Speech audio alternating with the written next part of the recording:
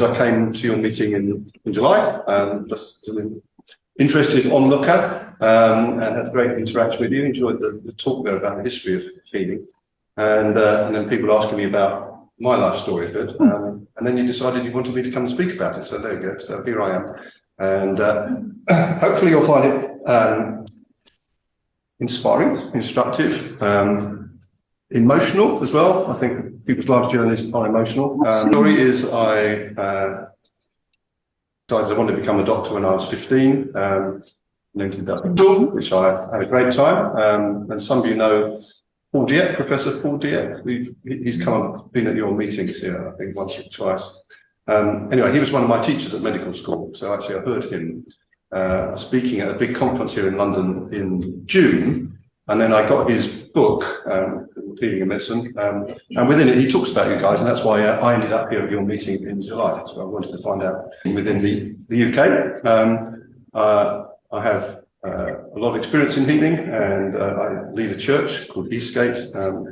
I've been leading that for 36 years now, since I was full-time GP as well, at the age of 30. So I've been bivocational for a long time, in this country and overseas. I've written a couple of books, which I'm to be told I should plug. I'm a useless salesperson, but my first book I wrote was called Unwrapping Lazarus, which is based around the story of Lazarus in the Bible. Everybody knows he's the guy who came back to life, so it's a book about that, and it says free to live as God intended.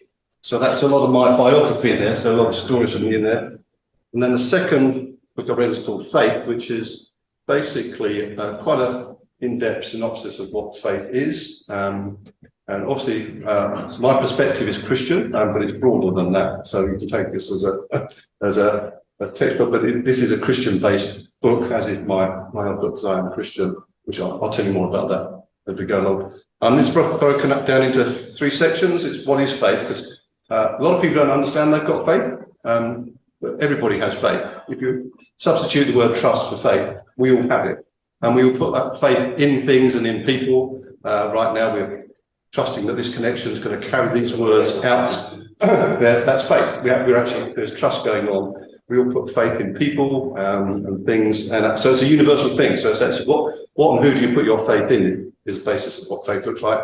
Then there's enemies of faith, and I think that's worth being aware of. Things that would erode trust. Now those are really important, particularly in the Christian world. And then there's how you can grow in faith and increase your faith. And again, reasonably universally explicable, actually comes from a Christian point of view. So my framework is Christian. I'll tell you a bit about that. I became a Christian when I was 16. So my childhood, which is where I'm going to start, was I regard as very privileged. More I know about it. Certainly wasn't privileged in an economic term. My parents were aspiring middle class, I would say, coming out from their childhood in the Second World War. Both of them lived in London.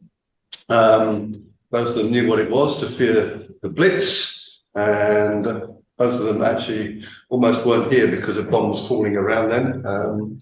That's a quite interesting story. And I grew up with those life stories. Both of them were brought up in religious families. My mum was brought up in a Roman Catholic family, and my father in an Anglican Christian family. My father, unfortunately, had a very unsettled upbringing because his parents divorced at the age of 5, which was quite unusual. So he was brought up in different ways. But when my parents became adults, independently, then together, but they decided that religion wasn't for them. And I understand that. I will talk about that because I think I'm not very keen on religion. I don't know about you, but religion isn't my favourite. Well, it's a subject I talk about, but no, you're going to go, he says he's a Christian, but he doesn't like religion. And that's a statement that I will try and unpack for you, okay? So I was really grateful, but I was brought up with unconditional love, which I didn't realise how privileged I was, that was my upbringing. And recently I've been reading this book by Paul Dieppe. Has anybody else got hold of his book yet? Paul Dieppe's book? No, okay.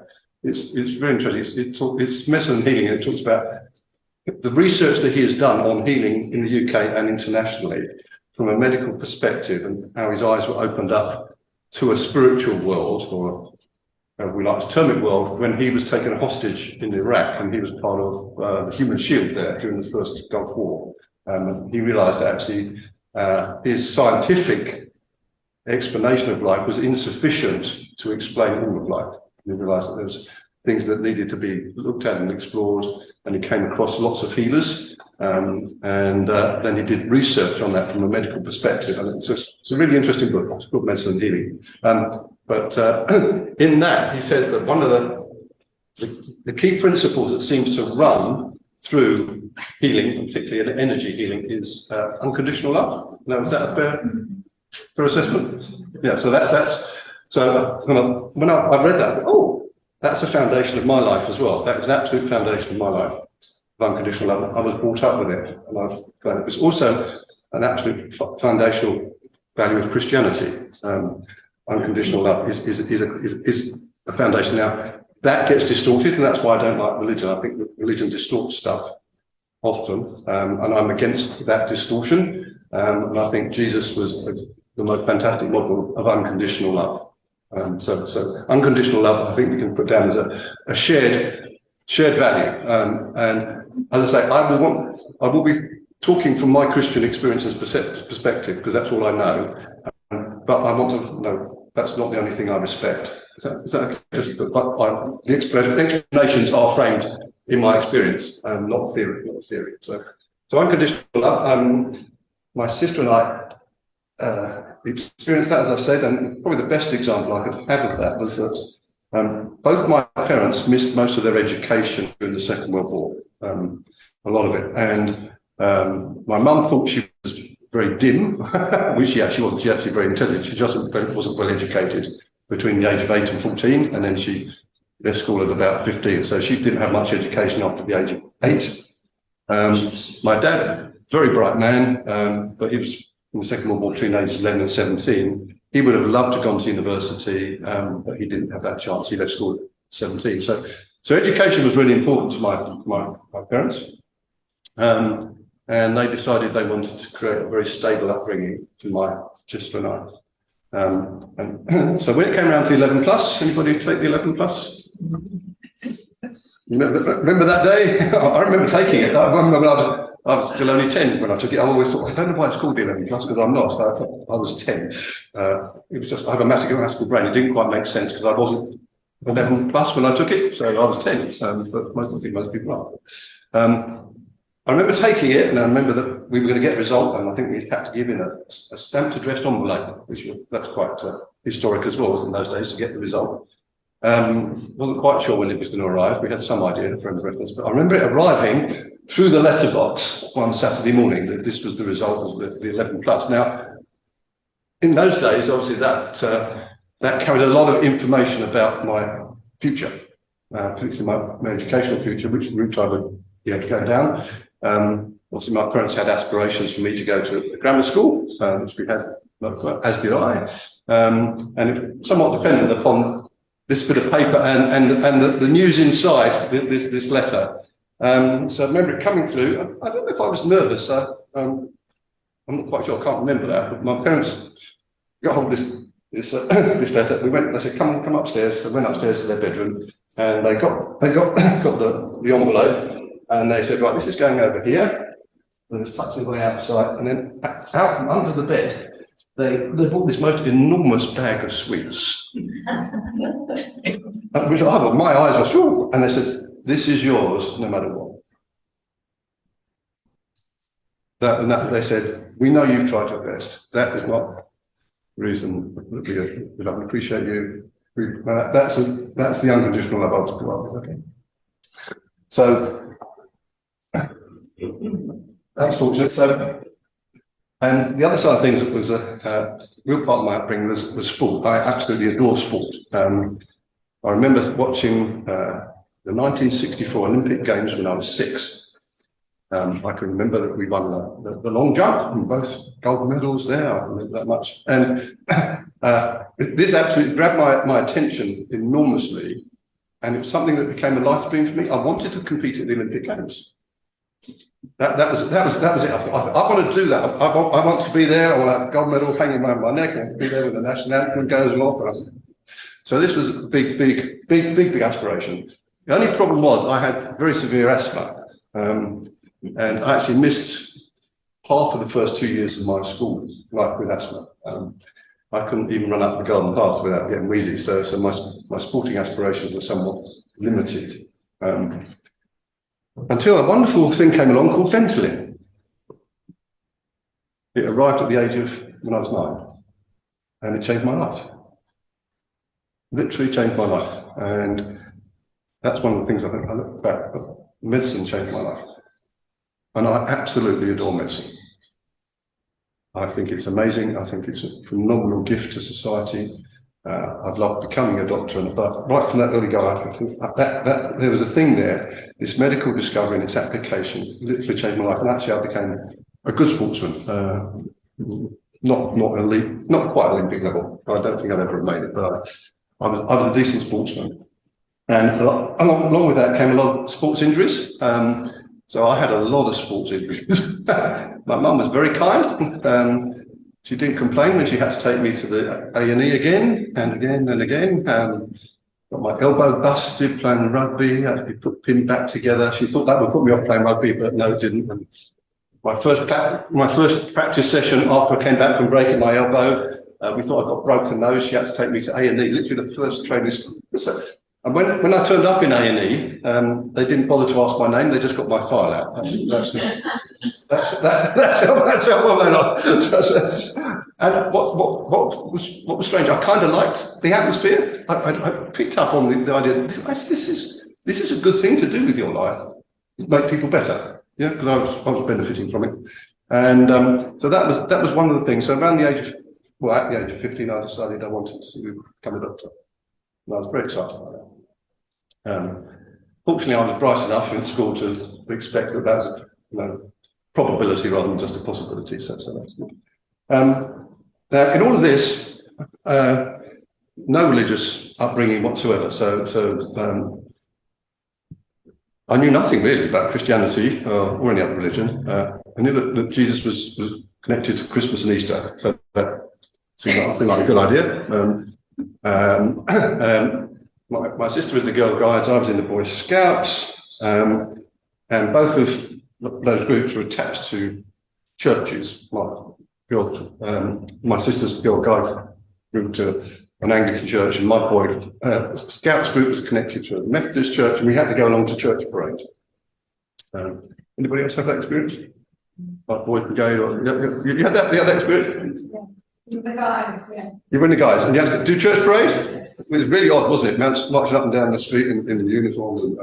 And not funny, if there was an hour of the month I'd read it, it was that hour.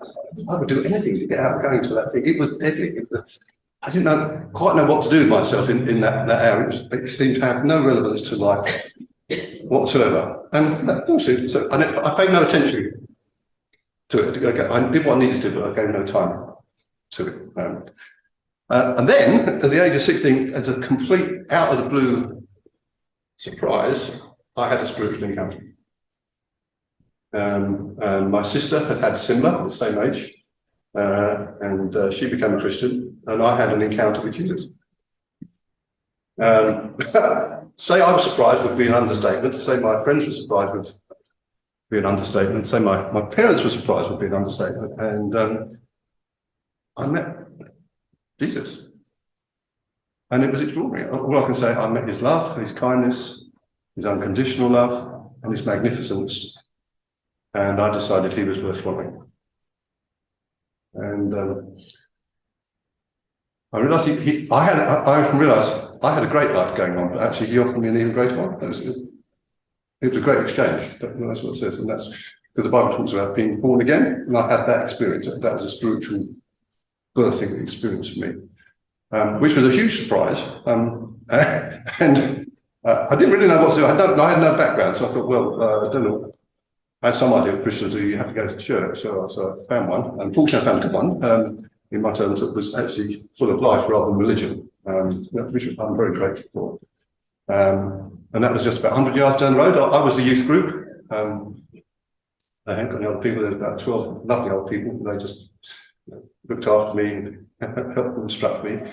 I didn't think there were any other Christians my age. I'd never come across this, so I just didn't know. But then I discovered there was some in my school, and I found another church a few miles away where there was quite a large youth group. And so I did these two churches and grew in faith, basically. And I was fortunate enough that both churches took the Bible as it is with the full expectation of a supernatural lifestyle. Okay. And 3 months after I had an encounter with Jesus, I had an extraordinary encounter with the Holy Spirit, where I experienced the power of God and the joy of God. It was it's like a volcano went off inside me. It was again completely.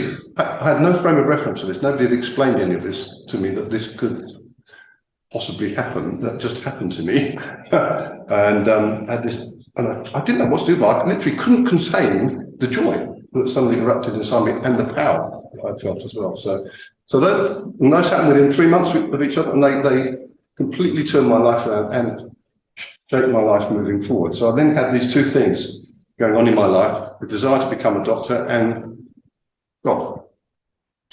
And I thought, well, nothing can stop me. This is really nothing. This is brilliant, because I've got medicine and a good God. And I thought, put those two together, I thought, this makes a really extraordinary cocktail for life. And so when I got into medical school, that's the expectation I hit Bristol University with. And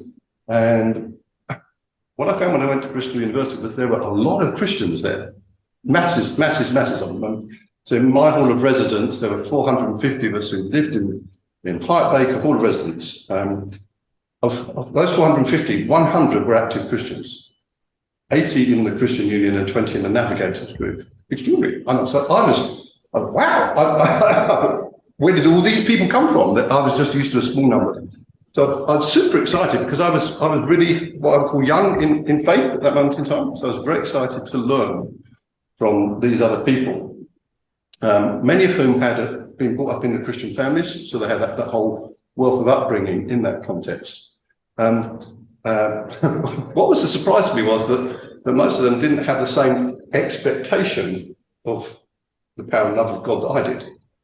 And actually, a good number of them tried to persuade me that I shouldn't have it, which was very odd. I remember somebody telling me what I couldn't do, which was when I had this interaction with the Holy Spirit, He gave me the gift of speaking in tongues. Have you heard of that? Yeah. So I experienced that when I was just 17 years of age. Again, that was a very, very, very odd experience for a 17-year-old rugby playing, beer swilling lad. Something, this strange noise erupted out of my mouth. I'm thinking, what is that? Again, this was just an extraordinary encounter, and I had to work out what it was, whether it was genuine or not, what was its source. I didn't want to be making things up. So all sorts of ideas were going to, because I had no explanation except going back to the Bible. And so, oh, it is there. That's okay. So when I went to university and I was having a chat with one of my new Christian friends, I said, when I was praying tongues, and he said, you can't do that. No. I thought, what? I said, why can't I do that? I said, no, just can't do that. So I say, yeah, that's not an answer. Why can't I do that? No, you can't. And there seemed to be some fear around this dynamic aspect of Christianity. And again, because these people, he knew more than I did. So I thought, this is odd. But I thought, I don't want to be deceiving myself. I don't want to be down the wrong track.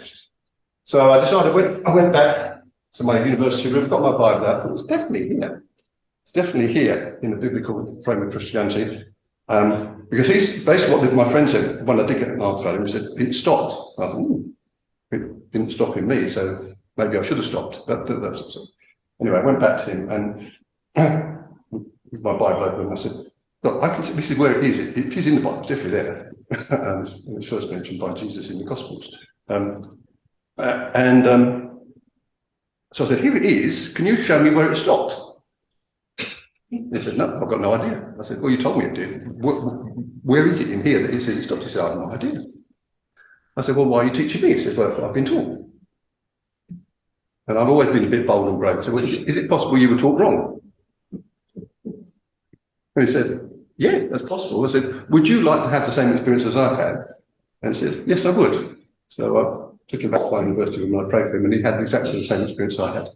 It's the power of the Holy Spirit from speaking in tongues. And then that's when it helped me understand that this power is not just for me, it's actually it's transmissible.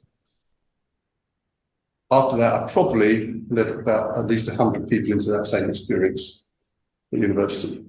I was still resisting. Then when I went around to interacting with the medical world, again, I was a super excited first year medical student, excited to do medicine, and excited with my Christianity. And then I've got in amongst, not all of them, some Christian medical, they're really going to help me to know how you use your faith in the medical world, because obviously you have to be wise. You have to know how to do this. But what I found, in all honesty, was again, a very reluctance. Well, not just a reluctance, but no, you can't do that stuff. And I had to think, particularly when it came to healing. So when I mentioned healing, that got a very interesting response, which was complete silence. And I don't mean a little bit silent. It was they basically put forward a case scenario and said, "What can we do to help this person?" In my very keen state, I said, "Yes, yes." And they said, "Well, what do you think?" I said, "We could pray for him to be healed." And it went pin drop silent in the room. This was my first time. This, I went, wow, what did I say? I said something thoroughly unacceptable here. It was awkward, to say the least. And then they came back and said, "No, you can't do that." And again, I asked the question, why can't we do that? And what I discovered was that the reason was a concern of what happened. If it doesn't happen, the fear of disappointment. Are you leading your patients into an expectation that is unrealistic? That was the reason. Which I understood, but I didn't think it was a good explanation. So I decided not to embrace that, and I set off really on my own course. Not in a disrespectful way. I just thought, actually, I'm not sure I believe the same things about this as you do.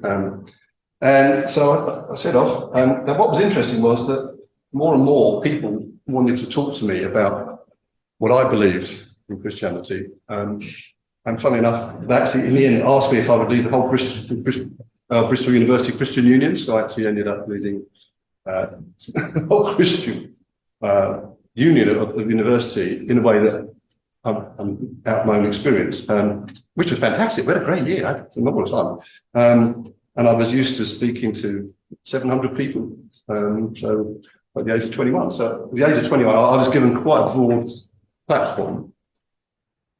While that was going on, I had some more encounters with God, which is what I want to just state. Throughout my life, I can have an encounter with God, an interaction with Him anytime I choose. That's a personal relationship, so it's not a distant thing. But I have had some very specific interactions with God over the course of my life, which have actually put things into me that I will talk about, and that have actually helped me move on.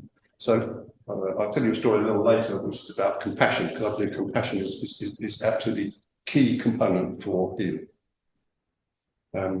If you want to, when I got to study the Bible, once I was a bit more well known, years later on in the church context, a lot of people would ask me to go and speak to their churches about how to heal the sick. So I did a Bible study on it, and I thought there isn't a how to. There isn't a how to. There's not a manual on this. There's not. there isn't. This is follow these steps and it will happen. It doesn't work like that.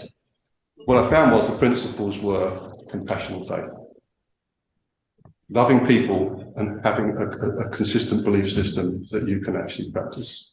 And I would say uncontaminated by whatever you like to call it, negative energy or stuff like that. And I think that's my summary of that. So that's what I teach. So that was university life. And then when I got to actually into hospital as a medical student, that was an exciting moment, wasn't it? Got to get to go into hospital, go out in the lecture theatre, put your white coat on and feel very important, and then suddenly realise you've done next to nothing and haven't got a clue what you're doing. And it was quite daunting. Got to go and speak to that person, really? what can I do?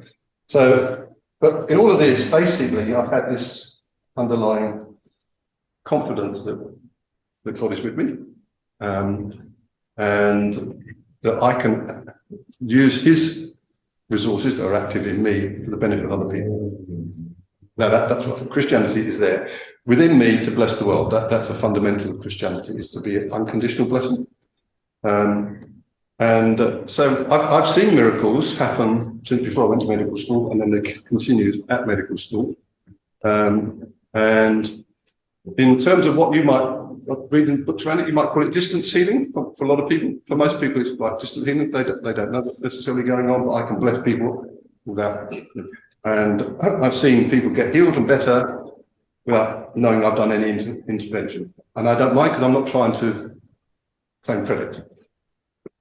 That's not what I'm interested in. When I did medicine because I want to see people get better. I do healing because I want to see people get better. It's not about having a big reputation. That's really important to me. So that became my normal. And also I thought it through a lot. I just thought how compatible faith and medicine is. And science is basically a set of beliefs that people think are there, and they seek to find the truth of those, and then they apply those to everyday life. And I believe faith in God is about discovering who God is, and then actually working out how that becomes beneficial in everyday life. So they're very, very similar. So I've never had the conflict between these two, but I have had lots of people say, "Oh, that's interesting. How do you do medicine and be a church leader?" As if they're incompatible. So I said, no. Completely compatible in my life. So, okay, so that was, that's it.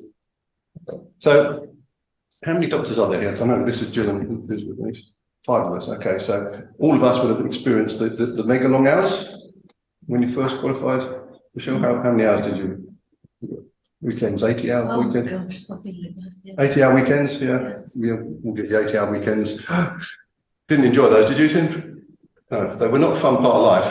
And some people say, "How did you do it?" I look back thinking, we just did, didn't we? Yeah. We just got through. And I thought, well, we did somehow. I think we were good at our job as well. We were all trained. But my first month I was thrust in. So qualified, and you're go from being a student with no responsibility, they're thrust into something where you're responsible for people's lives literally in your hands. Now that was I found that a scary moment. Did you find that scary? This is real. This is, I've not got somebody out there holding my hand all the time, because I was a junior hospital in a district general hospital, and a lot of the time I was on my own, except for the nurses. The nurses, I love nurses. Well, they knew what they were doing. They used to guide me through a lot. I honestly didn't know what I was doing. I knew medically, I knew the theory, but actually what you actually do, like ordering an X-ray, how do you do that? I remember one time I was on call, one of my first weekends on call, had a man come in with suspected ruptured aortic aneurysm. Pretty big, that's hectic. That's hectic. And I'm thinking, what are you doing? What are you doing? And my registrar was not there yet. But the nurse came up alongside and she said, "They normally put a drip in now." I said, "They take an X-ray." So praise God for nurses. That was. But in the middle of it, I had to work out how I would be the best doctor I could be. Now, it's not just theoretical. What I wanted to present to every one of my patients, as far as possible, a doctor who wasn't anxious, not stressed out, a doctor who was at peace, joyful, confident, and creating a good atmosphere around himself. That's what I wanted to be able to create. I saw a lot of doctors who managed to create stressy anxiety around themselves. Just, the stressy environments. I don't want to be that. Also, didn't want patients who were coming in who had enough stress going on anyway. I wanted them to meet peace, because that was part of my package that I'd met. The God of peace, Jesus is the Prince of Peace. So I wanted him expressed through me, really experienced by my patients and the staff around me. And to go back to speaking in tongues, basically that is for a Christian, that is one of the key elements of their inner strength. What the Bible says, actually, it strengthens the Christian inwardly. And in Christianity, we talk about the power of God inside us. How do you release that? And the quickest way I know to do it is actually praying tongues. It's actually it's a spiritual language. That's what the Bible says. This is me activating my spirit and allowing spiritual realities to flow out of me. Particularly, I remember this at the end of a long weekend, 8-hour weekend. If I got called out of bed at about 4 o'clock in the morning, and I was not a happy boy. I was tired. I had every reason to be a grumpy, because when you work that, you've been going more than 70 hours non-stop with next to no sleep and life in your hands. It is tough. And I hated getting out of bed at 4 o'clock in the morning. Really, and there's something about it. 4 o'clock was, if it was 5, I thought, oh, well, that's it. The day started. If it was 3 o'clock, I thought I've got a chance to sleep off, because 4 o'clock was just my worst moment. So what I had to do at that point, I used to actually put on the white coat, which we used to wear in those days, and I used to start speaking in tongues and praying out loud in tongues, wandering up and down the hospital corridors. Most of the people thought I would have been off to the psychiatric unit, but it was. But all I can say is like being, you've got an inflatable toy that's not inflated enough, it's out of shape. Yeah, I wasn't in shape. I wasn't in the right shape when I got out of bed at 4 o'clock. I was definitely not in the right shape to provide the best Dr. Carter for the staff or the patients. But by summoning this spiritual energy, that energy will put me in shape.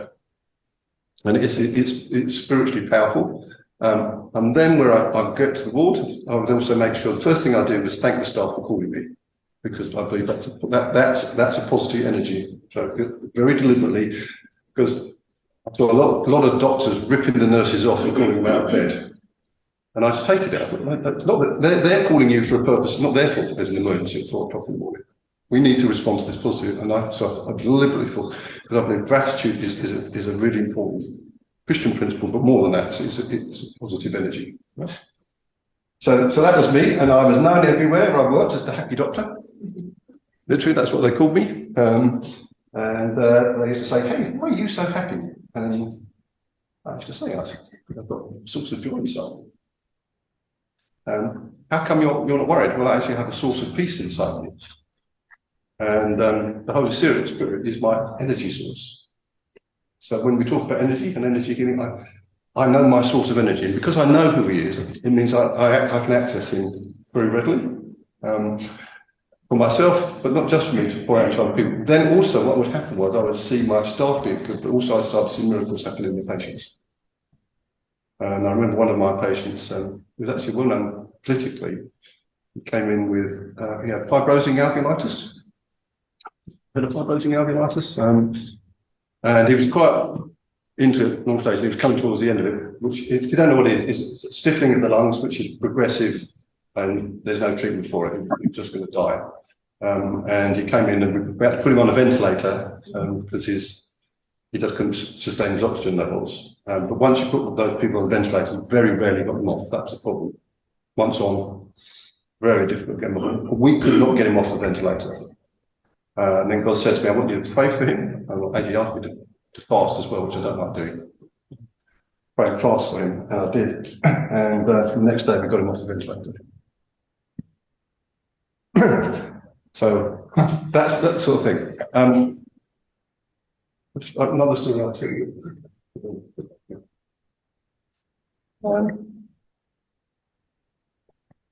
Fast forward to this.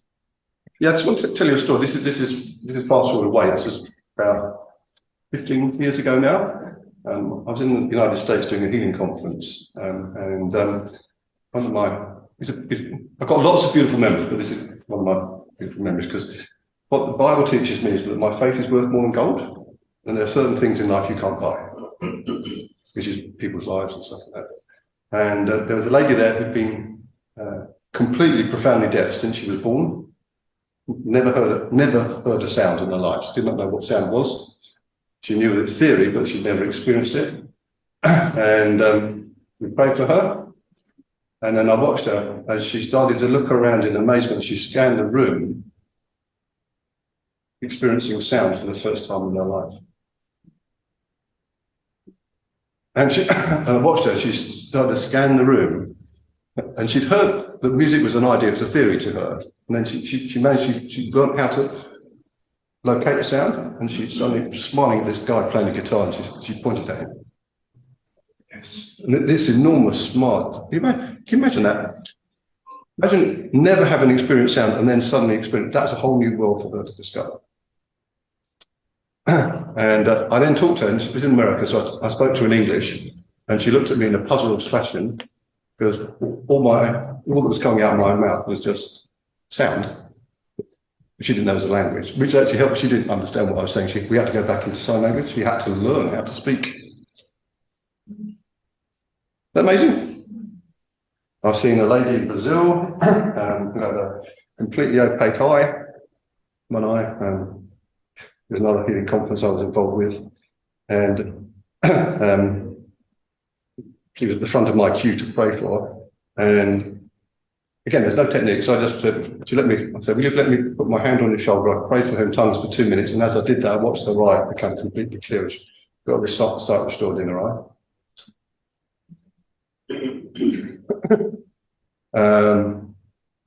I've got a lot more stories like that. So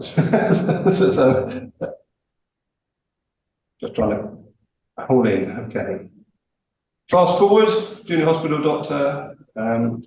During that time, I had actually a cancer scare of my own at the age of 27, possible malignant melanoma, and had to wait a week for the results, which was a tough week. My daughter was 6 weeks old when it happened, and my son was just 2.5, and I didn't want to die. That was quite clear. And I had 2 completely sleepless nights. Fortunately, I wasn't on duty in the hospital for a few nights. And on the 3rd night, I basically, I was fretting, to be honest. I was concerned. I'd let anxiety come in and rule me. I wasn't experiencing the peace that I should have been doing, or could have been doing. It was accessible to me, but I'd been overwhelmed by anxiety. Till 3 o'clock in the morning, I turned to God and said, "God, I can't trust you. I'm going to trust you in this circumstance." And as I did that, I literally had this extraordinary encounter of peace. I just couldn't explain. It just completely enveloped me. And that's why I'm confident in actually our ability to impact mental illness as well. How many people would like to enjoy peace of mind? Would that not be good to offer the world around us? I've got a friend of mine who was in a severe depression, had been in it for months and was off work for quite a length of time. He got my book, he read the first chapter, and got completely free and went back to work on the Monday morning. That's why reading the first chapter of my book.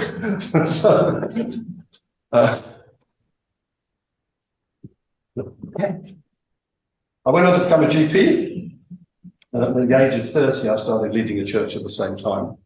And basically, I built a church around what I've told you about. But what I know is to love God, love people, and to expect God to do amazing things powerfully.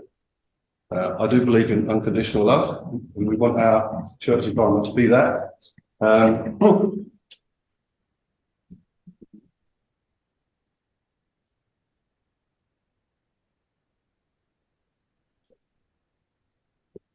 you can see, I've got not short things to say. I've got to get Jill to say this.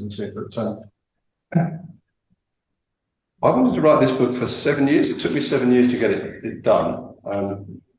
Because I was really struggling to find an explanatory framework for what I was trying to teach, particularly Christians, because Christians don't like being told they've got a lack of faith. They really don't. They rise up against it. And I understand, but basically, I'm trying to talk about, like we talk about negative energies, however you talk, what things that can contaminate, come in and stop. What I'm talking about being a normal stuff in Christianity, because my version, how I've lived Christianity, is quite unusual. And I was trying to help people understand the stuff that gets in the way, the religious stuff that gets in the way. And it's there, isn't it? Yeah. And I'll tell you story after people who The Beatles loved Jesus, didn't like the church. You know, it's there. And that's not an uncommon story.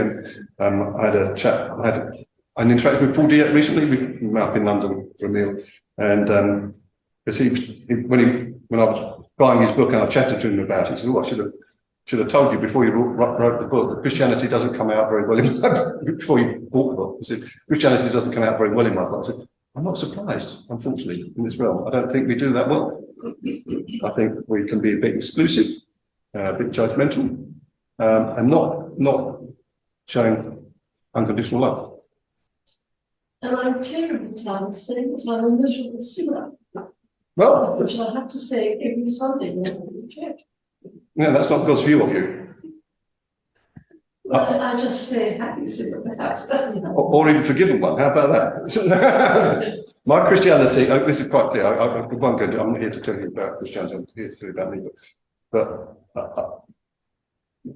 my understanding of Christianity is I'm completely forgiven, and I don't have to keep revisiting it. And that's what we have in our church. I really hate making people revisit something. You know, if you've forgiven somebody, does it ever annoy you if they come back and keep saying sorry? It does, doesn't it? So some keep says, "Oh, I'm sorry." "Yeah, I'm sorry." "Yeah, I'm sorry." "Well, shut up, I've forgiven you." Well, we do that. God forgives us absolutely, but that's why Jesus died on the cross. He took all of it away. That is what I talk about as religion. I hate it. I hate that version, making people revisit something that was unnecessary.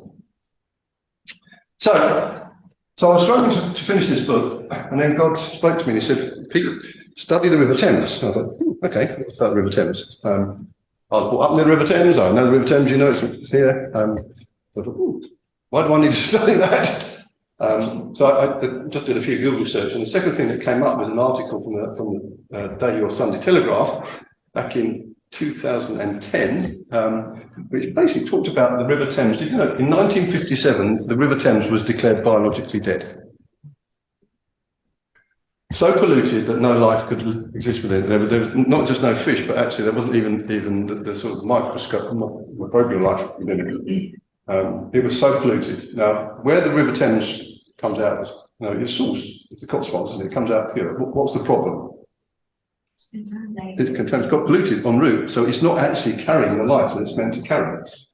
Rivers carry life; they're a lifeblood to nations. We allow them to become contaminated, as we have done in a physical sense. Even to this day, then our rivers become not what they're meant to be, not the givers of life. And I realised that actually Christianity was contaminated by lots of things, and we needed to address that. But the River Thames now is actually, although it's still got problems with it, it's one of the cleanest, if not the cleanest, major river running through a major city in the whole world. There are now more than 250 species of fish in the River Thames. My church is right next to the Thames in Gravesend. We've got dolphins there. So what happened? There was a concerted clean-up effort by many, many people. And that's what this book is based around, is how do we clean up our spirituality so that full life flows from it rather than a contaminated version which actually doesn't carry.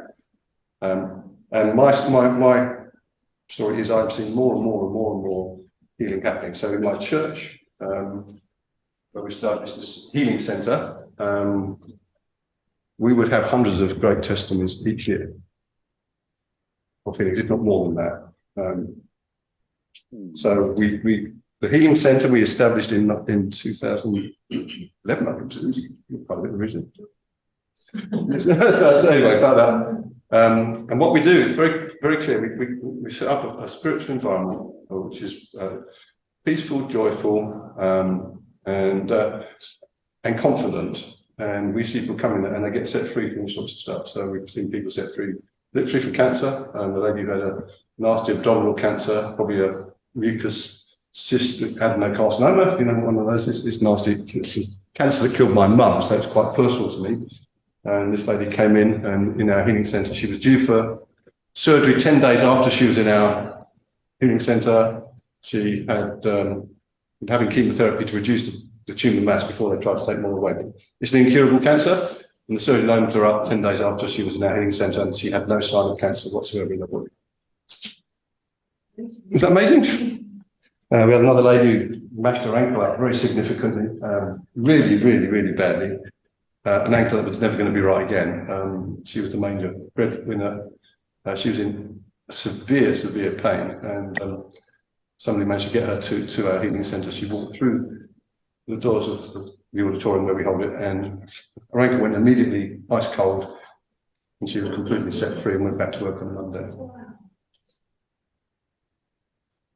So that's a normal in my life. People walk into my church building called Eastgate, some of them get, this is not asking for it, they just walk in and get healed by walking into the building. Why? Because we've got healing power at work. And the thing we've done with our healing centre is we've set it up so it's designed to be compatible with the National Health Service, because we realise that there's a lot of stuff that goes on that actually treads on toes. And if you're involved in healing, you need to be aware of that, because you will inadvertently do it. You might not want to do it, but and for your team here, I can give you help on this, because if you want to interact with the medical world, if you're not aware you're treading on their toes, they will walk away if you tread on their toes. You might not mean to, you might not be averse, but it actually is worth understanding, because they have poor experiences of spirituality. They pick up the pieces of some of that. And they see the other side of it, and you might say, "Oh, great, it works." So that's never a sufficient medical story. It works, has to be beneficial. It works, has to be put alongside what are the risks, benefits against side effects. Are any side effects what you do? And that's something I think all energy healers, spiritual healers, Christian healers have to be aware of. If you want to interact with the medical world, it's no good to just say it works if you're not self-examining what might not be working. That makes sense? Right.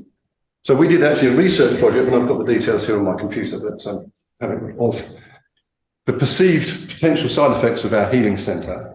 Like, is there any coercion to change your beliefs, come to a meeting, give us money or anything like that? And our results are phenomenally, almost 100% good, statistically extraordinary.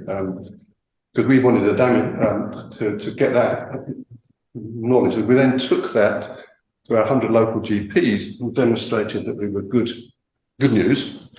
And the 100 local GPs accepted our healing centre as a complementary service. As a recommendation, we're not a referral centre, but we actually take recommendations, and people come from the medical world around us because they've learned to trust us. We've proved ourselves trustworthy. Okay, I want to tell you one story, then I'll ask Jill to tell one, and then I'll take some questions and answers. All right? You doing okay? Yeah. A few years back, I was in Mexico. Well, it's a good few years back now. It's almost 30 years ago. And I've been asked to go to a remote part of Mexico with two hats on, which was my doctor hat and my Christian hat, my church hat. And at that stage, I just stepped out, being a partner in general practice, so I was actually free to travel more around the world. And I got sent off to this very, very, very remote place, with probably one of the poorest sites I've ever seen in the world. And I've been in the slums of Bombay and the townships of Africa, but this was the poorest I've ever seen. I've had no medical facilities whatsoever. They had most of their housing was little sticks stuck in the ground with a roof over top, but nothing in between the sticks, just stick huts. Just mud flooring, little space on the mud for little cooking on with sticks and stuff like that. That was it. Subsistence, just about subsistence life. Lived in a remote place that was not very good for raising crops, so and they had no clean water, so the water they got from their rivers was contaminated by amoebae. So amoebic dysentery was absolutely rife, and they accepted the fact that 25% of their children died before the age of 5. They had a completely fatalistic point of view. In terms of spirituality, their area was ruled by witch doctors, who created that massive atmosphere of fear and intimidation. And these people lived with extraordinary shame. And the shame was so much so that they had no hope to even follow the medical advice of boiling the water before they gave it to their children. They were that fatalistic, they just accepted that their kids might die. Now, I was asked to enter into that world. And on the first day I was taken to see a lad who was quadriplegic.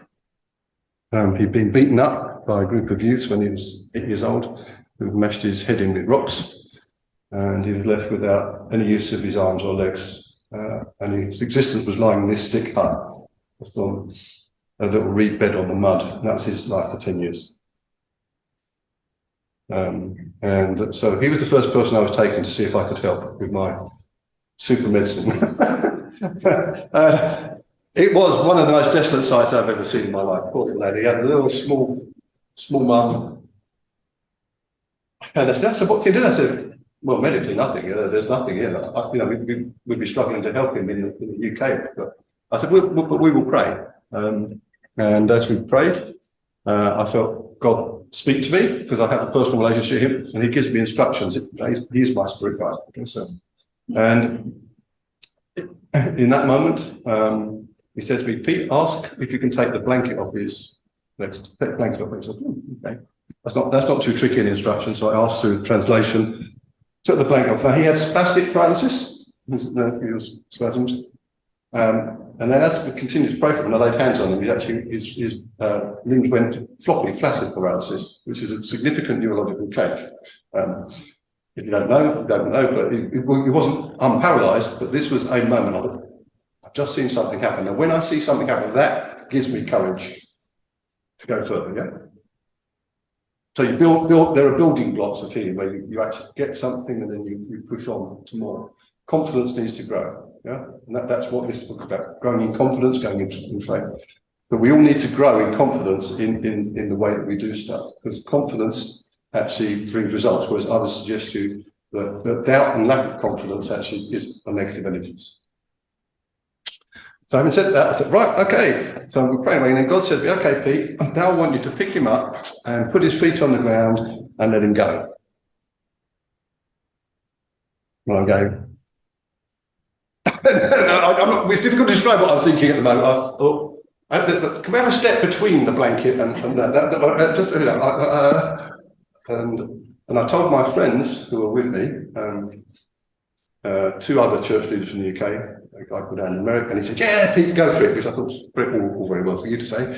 And then the other friend said, no, you can't do that. And I thought, oh, why? And it's interesting, because I've heard this before. And the problem for him was, and I understand he had a sister with cerebral palsy who he had prayed for and never seen any breakthrough healing. So he was living in the disappointment of that, and so he was frightened. So I had to push his advice to one side and decide I did. So I thought, okay, well, not a lot to do, in all honesty. So I picked him up and he came up. He was feather light because he had no muscle whatsoever. Now, so if he's going to walk, he's not just got to have his nerves back, he's got to have muscles back, which he hasn't got. He had 10 years without them. So I picked him up, put his feet on the ground, and he walked out the door.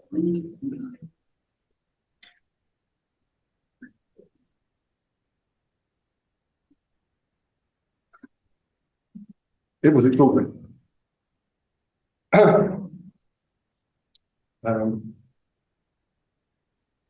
Yeah. So that afternoon I was doing a clinic back in the main village. Loads and loads of people coming, but they brought to me a little girl.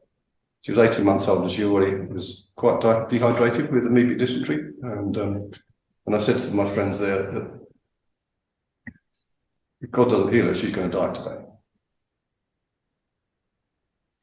And that's a tough one.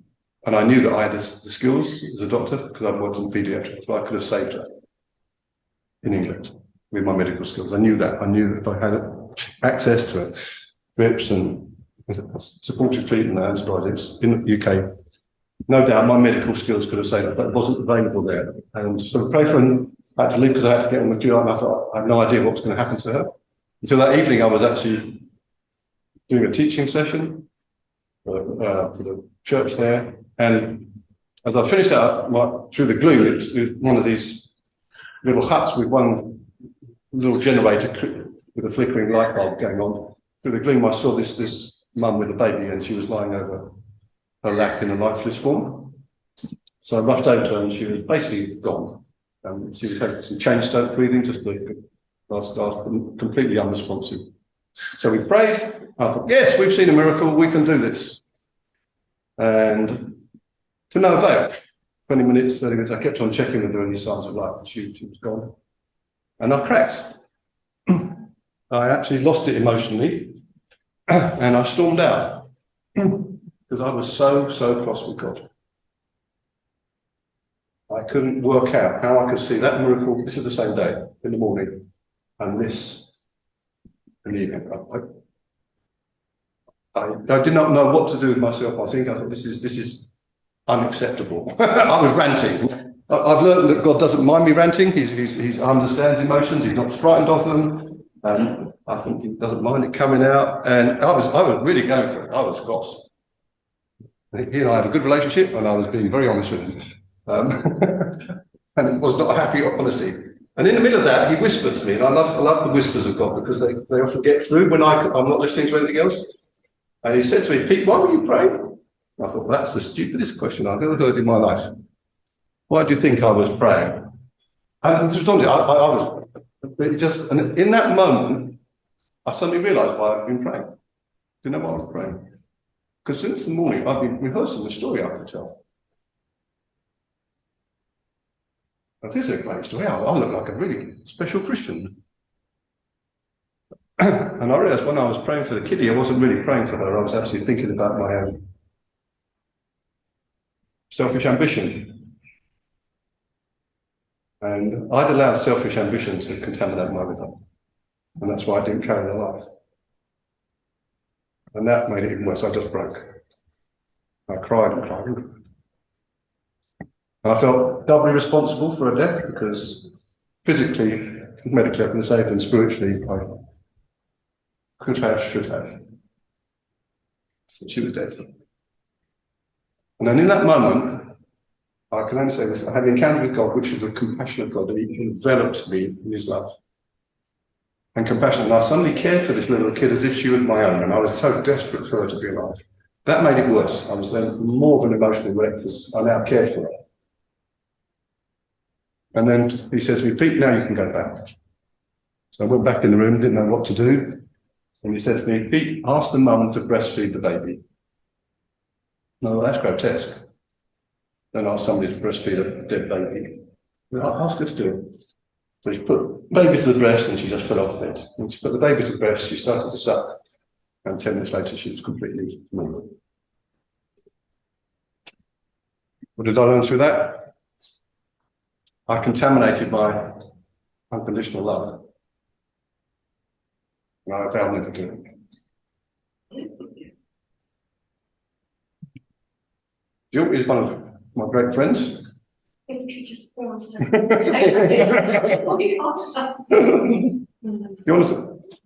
to ask any questions about that? There's so many more stories I could tell you. I've seen God do so many things. So really that was your ego, Yes. That's your ego. That's what I took from when I was here last night. You talked a lot about getting your ego out of the way. My ego got in the way. Yeah. Profoundly. That's part of our humanness as well. Sorry? It's part of our humanness. Yes. As we are. Hmm. Yeah, it got in in my sense, I say it contaminated my river so severely. Edges got out. Yes. Yeah. So that was a side effect of success. If you get success, it's a side effect. You have to be careful, be aware of it. How do you hear God? You refer to God as him and talking to me, and I understand the tongues things. Yeah. But how do you hear God, Spirit? You refer to as God. In many different ways. Just like my wife hears me in many different ways.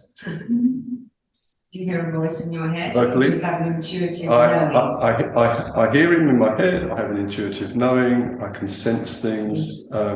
He speaks to me through different things, circumstances. Just the other day, so basically, I have a personal relationship with God, and that involves different forms of communication, just as it does on a human level. So And he speaks to me in a way that's relevant to Pete. He speaks to Jill and Liz in ways that will be relevant to them because he knows us. We're all unique human beings. The Bible talks about him as a father and he knows his kids. Jesus says that he's our shepherd and we know his voice. So I expect to know him. It's normal for Christians to hear the voice of God. A lot of Christians don't understand that. So it becomes a religious. They need somebody else to do it for them. That's where priesthood comes in and stuff like that. But over the near 50 years that I've known him, we walk close to him. And I recognise his voice. I recognise his nudges. So it's just I know. It's like if I pick up the telephone to my wife, she doesn't say, "Oh, who's that?" He says, "Oh, hello." So we know each other's voices, and I know his. He knows mine.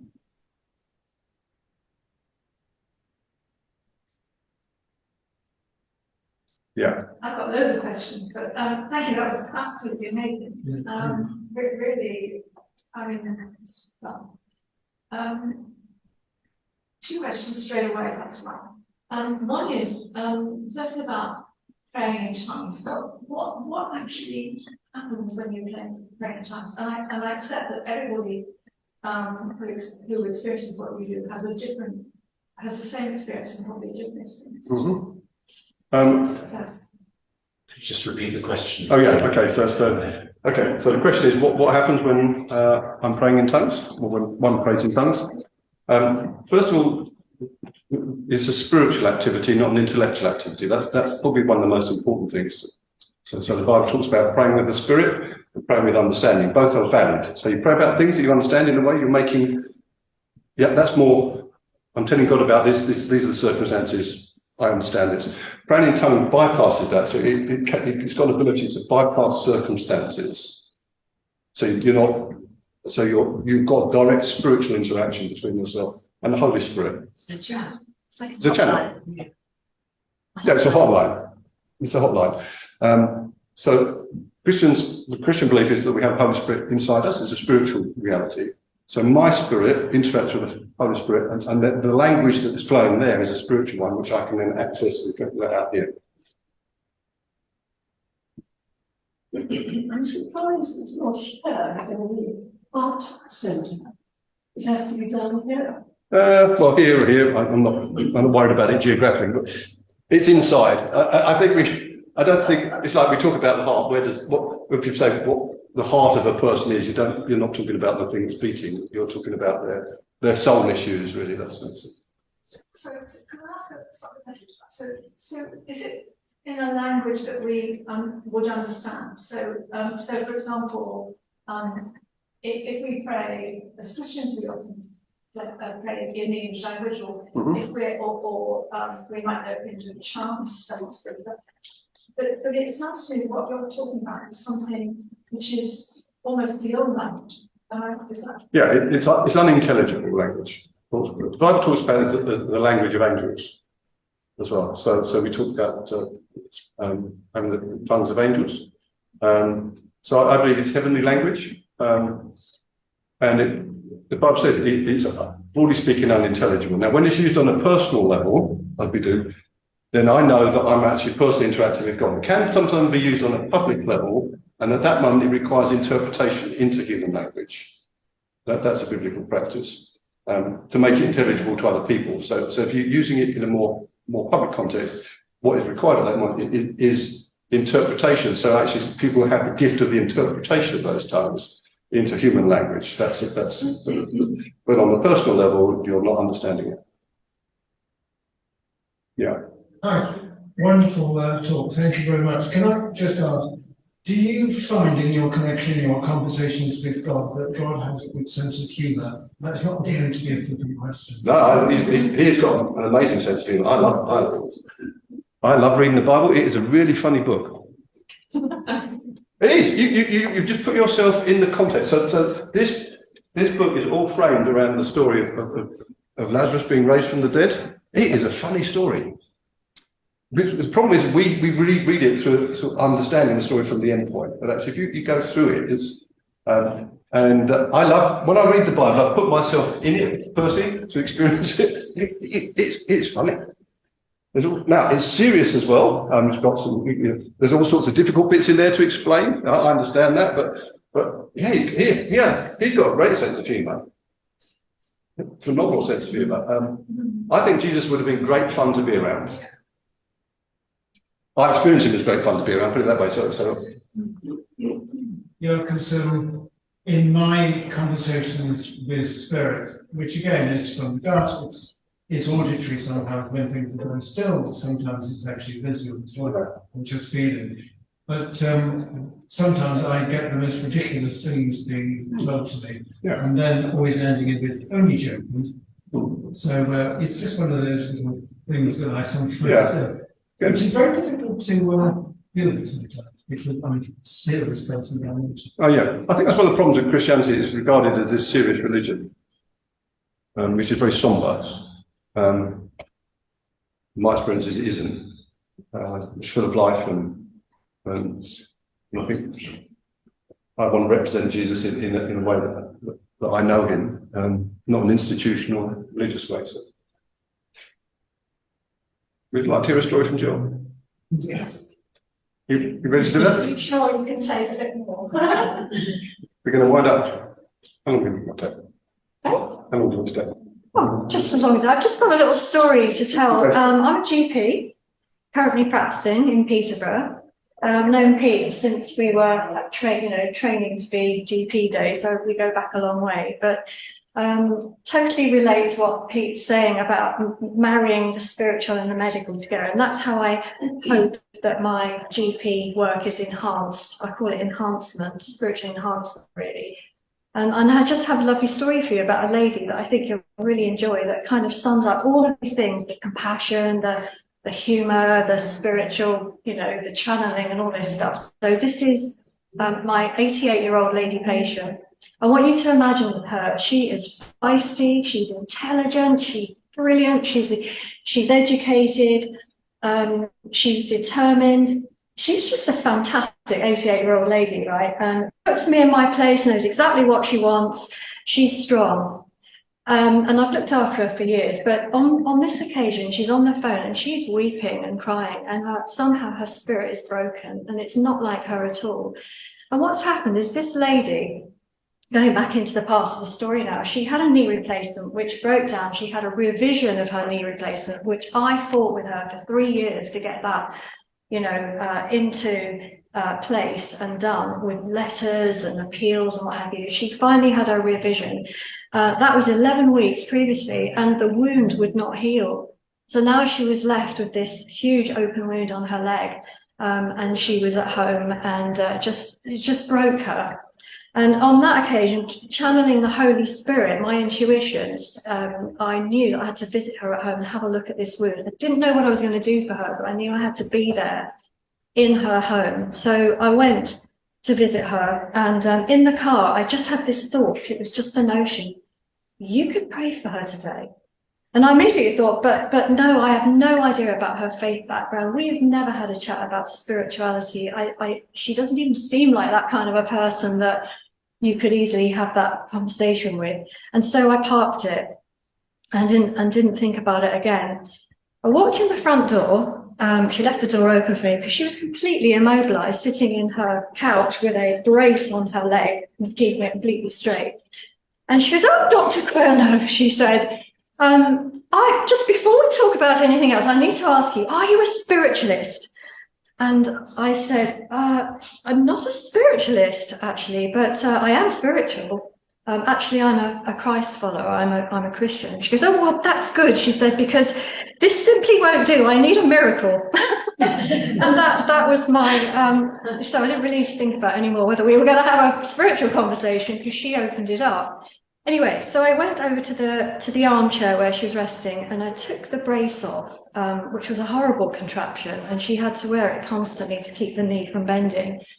And I took it off, and I took the sodden pus-soaked dressings off, and had a look at this. There was a 7-inch wound that was open widely in 3 places. And if you're a GP, you'll understand about granulation tissue, which is when the wound is trying to heal from the outside in. Well, there was none of that It was just open, and she'd been going to the hospital in Addenbrooke's for 8 weeks, weekly, to have that inspected and dressed, and it was not healing. And the consultant told her, you're going to lose that leg because there's no peripheral circulation. Your arterial circulation is so poor. That's probably never going to heal, and you're going to end up with an above-knee amputation. And that for her was like the curtain coming down on a tragic play at the end of years of suffering and waiting and going through this. And I was moved, and I thought, do you know what? I don't know what to do. So like Pete, I inquire the Holy Spirit, what are we doing? Because I believe in this holy collaboration and cooperation, working together. And what the thought that came to me was, just do what's in front of you today and pray for a miracle, because I'm going to do something totally miraculous. So with that, I just want to backtrack a couple of sentences before. I mentioned to you that she said, are you a spiritualist? And I did actually ask her, why did you ask me that? And she said, well, my friend who lives in the compound, she told me that you were spiritual, and this other lady's a patient of mine. And this lady, who was the other lady, the friend, right? She'd been on my list. Her name is Eileen. And I'd had 3 Eileens in a row. And I thought, that's very unusual, 3 Eileens, different surnames. And she was the 3rd Eileen. And the Holy Spirit just gave me this feeling that it was significant, and it wasn't a coincidence, and that I should look up the meaning of Eileen, the name, what it means. And this meant light and joy. Can you believe that? And Eileen was not a person full of light and joy. She was a grumpy person. But anyway, so I spoke to Eileen and I told her, you know what your name means? It means light and joy. And she absolutely loved that. And she tells this other lady, Dr. Kroner is very spiritual, you should ask her, you know. So that's how it arrived. And that's why I had the confidence to really believe that God was involved. So what I did, she had a plastic bag with some dressings that were left over from the hospital. We had 3 small cubes of non-adherent dressing about 2 inches wide. It was completely inadequate.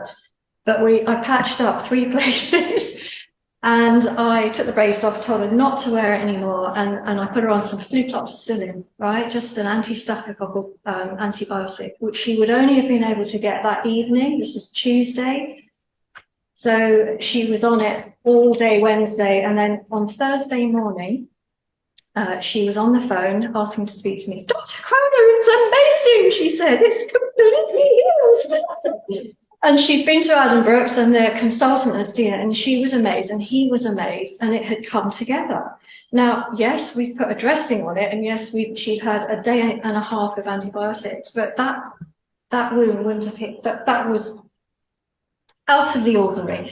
Anyway, I was celebrating that and thinking, this is really, really great. She's happy, I'm happy, the consultant's happy. She's not going to lose that limb now. That's great. But there was more to this story, because this is the God that I believe in. He doesn't want to just heal the physical, although he loves to do that. He wants to heal the heart and the emotions and the mind and the spirit and the trauma and all of that. He was much more concerned about. And it wasn't long that she was on the phone again a couple of weeks later, and she was just sad, and I'm not myself, doctor. I just keep crying, and I feel so low, and you know, she should have been happy, but she wasn't. And again, I felt I need to be with her in her home, so I went to do a home visit, and this time the Holy Spirit clearly gave me instructions. He said, listen to her life story. That was it. Just listen to her life story, where she's been. And so we had a cup of tea, and I said, I just want to listen to what's happened to you. Tell me what's happened to you. And she had this life. She'd lived in South Africa. She was an adventurer. Like I told you, she was an incredible personality. She'd been in danger. She'd had losses, bereavements. She'd started businesses. She'd done charitable work. She'd had victories. You know what I mean? She had this incredible life. And then at the end of it, this knee problem. And this was during COVID, and subsequent to our operation, they had sent her to a care home where largely patients were very severe frailty and dementia. And there was no visitors, as you remember. You couldn't go and visit these places back then. So she was alone for 5 weeks in a room on her own, listening to the echoing and the screaming and the noises outside of her room. And it just totally traumatized her. And she just thought, that's going to be my end. I'm going to end up in a place like this all by myself. And that's the end of my life story. And she was traumatized. And so what we did was, at that point, when she shared this with me, I just got down on my knees and I said to her, the God that I believe, the Father in heaven, who has seen your whole life and celebrates the woman that you are and has been with you on this long journey, has never left you. He didn't leave you in that care home, and he's not left you now. And I did lay my hands on her, as I did the first time with her leg, and I just prayed for healing of her heart and for her mind and for the fear to go, and that she could sleep and rest peacefully at night and just have confidence that she was not alone and that was not going to be her destiny. And that seemed to satisfy her, and she was very happy with that. And you could actually feel the compassion that you were talking about. I was full of it, she felt it, and it was just beautiful. So after that, she was walking and she was feeling much better, and she would come in for things on her own. She'd get a taxi and come back in, and she would always say to me, Dr. Crono, please pray for me, because when you do, I feel so wonderful. And she, out of her mouth came this phrase, he truly is a God of miracles.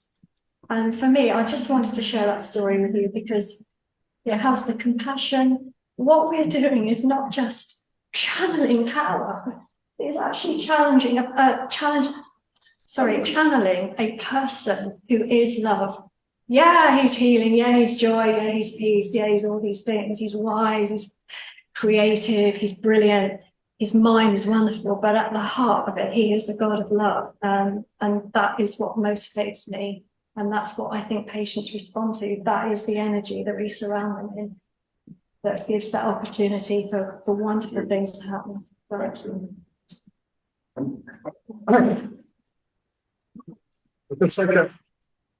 Take a minute. That story in Mexico, a year later I went back. And the young lad, Tilio, his story was known around, the baby who raised her story was known around. I know his name. I resolved I would never know her name because I didn't want to make her a celebrity. That was my promise to God. That story I couldn't find it if I wanted to. But when I went back, what was interesting, all of a sudden things had changed in their society because hope arrived on their door that day. Hope arrived on their door that day, and the number one thing that so excited me when I went back, can you guess what it was? The one thing that had changed into their society which absolutely thrilled me to bits. Guess what it was? Yeah, they boiled their water. They started to boil their water, and those kids, 25% would no longer die. See, that child shouldn't have been that ill in the first place. Boiled water would have simply done it. That miracle was not necessary. That miracle led to other miracles not being necessary, but actually well-being. And that's the thing. So they now have clean water through wells. They have electric supply. They have education systems. They've got all sorts of stuff there. And I can tell you, I've seen a place literally changed by healing miracles and love and compassion. So I believe that there is hope for our society in that, okay? Because I've seen that happen, and I believe it can happen time and again through what we do. George's written a book called The Mercy Seat, haven't you? You've got loads of these stories in there. My books are there. You want to give yours away, did you say? Or you want to sell? Yeah, mine are to give away. Okay. And if you want to buy these, you can get them on Amazon. I've got copies over there, like say £10, it makes it easy. And I think you're willing to take the card payments, as I understand it. So if that's okay. I've got one question. Sure. It's actually reference to healing within the NHS, which we're very much participating in.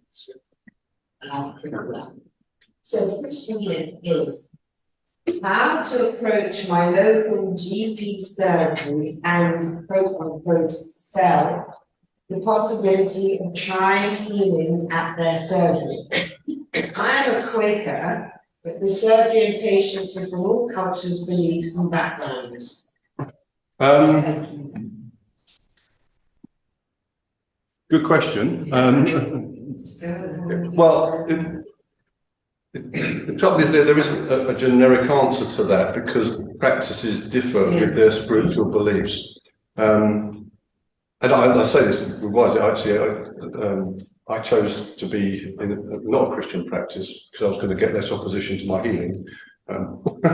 Strangely enough, but the religious objection is more than I find most non-Christians are not going to object to me about healing. So you can approach them and say, I'd be happy to offer some help to the surgery in this sort. Would you be willing to have a conversation about it? Because Reiki is part of the NHS. Yeah, Reiki is. Acupuncture. Christianity is, I would say, nothing, so I'm trying to put it on the menu. There's a lot of Christians doing healing in the UK, lots and lots and lots. So there are things called healing rooms. There's at least 75 of those across the UK. I'm speaking at their national conference next year. But it depends on the practices, what sort of reception you're going to get. And you have to go through the practice manager in order to get there, and that could be the gatekeeper. Liz, you got any ideas on that? Because Liz actually works in administration on NHS. Do you want to come up here? You'll be on camera up here because Liz actually works in these areas better than I do. I was thinking about signposting. So a lot of practices now are valuing more what's happening available in communities. So, but it's still tricky. It's still difficult. So, as people become aware of what's available in their communities, then there are databases being developed about what is available in your community, and then people can interconnect with that through apps that are being developed in different areas. So depending upon the trust. It's a trust relationship. As you mentioned, really right at the beginning, from our experience, it's actually not talking about spiritual as in the common understanding of spiritual healing. It's talking about healing full stop. And then can I help you local GP healing? Yeah, I think there's also something about choice. So I think that's really important. So if you're saying to people, if there are others like me who would like to access that, please let them know I'm here. And then people go, oh, okay, you want to connect with others like you. And then that's a person's choice to connect. And our communities are diverse and there's lots going on. I think with the NHS, I think what's relevant as well is the setting up of the healing centre. So we had to, I think, if you want to talk a bit about that piece, that we had to think about what would be acceptable within the NHS. So we wouldn't tread on their toes in terms of making diagnoses. Do you want to chat about that? Yeah, I'm not sure we've got enough time. Sorry? Yeah, we have. I think I'm asking. Is it Anthony? Yeah. Our question I when time I was here was about whether actually the training in healing led to diagnosis, and you said absolutely not. I think that's a really important thing because a lot of healers can flip into being diagnosticians, which is very dangerous. That's really dangerous, and the medical world will resist you like crazy, rightly so, because you're dangerous. I think the openness to that potential side effect of what you do is really important if you want to go in there, because that's medicine, as I say, it's always a calculation between benefit and risk. There is no drugs we can give you that don't carry risk. There's no therapies, like somebody has a surgery, you always explain the risk. If you're not aware that you might carry risk, and even if it's not risk to you, perceived risk out there, then if you're not open to that, then I think it's very difficult to get the trust of the medical world. That's my experience. That's why I've put it here on my computer. We actually did a research study of 109 of the visitors to our healing centre, checking on their experience with us and checking that they were free of side effects. And we got stunning results, which we could then take to the medical world. So again, To a friend who's a Quaker, if you don't have medical understanding, it's very difficult to understand when you tread on medical toes, which is why you have to go and ask good questions. So we do this stuff. I've got big conferences. Just to say, we've got an organisation called Heaven in Healthcare. We deal with a lot of this stuff. We've got a YouTube channel. We've got introductory stuff. We talk a lot about there. There's a lot of stuff on there freely available. Heaven in Healthcare. That's the organisation we're part of. And so I direct you towards that. You want us to come back and do another talk about this other stuff? I'm sure we'd be willing to do that. But I don't want to cross over. So it's a big question. Yeah, and it's perceptions of, I suppose, language and the containmentship, if you like, of boundaries over a spiritual belief as opposed to Spirituality is increasingly accepted within the health world now. Yes. And so the General Medical Council and the General Nursing Council have requirements in their guidelines that doctors and nurses take people's spirituality into account in their overall well-being. The Scottish Government passed a law last year requiring that all healthcare workers were trained in an understanding of spirituality so they could understand people's spiritual needs, with the idea that they could actually hopefully have somewhere to refer them for those spiritual needs, not meet them, which is why we've tried to establish Eastgate as a spiritual referral centre where we can meet spiritual needs. And now those are very much needed around the nation to meet spiritual needs, because doctors, nurses are not primarily trained to meet spiritual needs. But to get the information, they need places to be able to refer to, which is what I think we heard about last time when the story of healing and getting it accepted by the NHS. Well, that was a long journey, and it's that's why that question is not an easy, quick answer to it. But it's a great question. Do look at Heaven in Healthcare. Your last question, or we finish there? The last question, I can ask you afterwards. You can ask me in the coffee bar, but we're happy to be down there.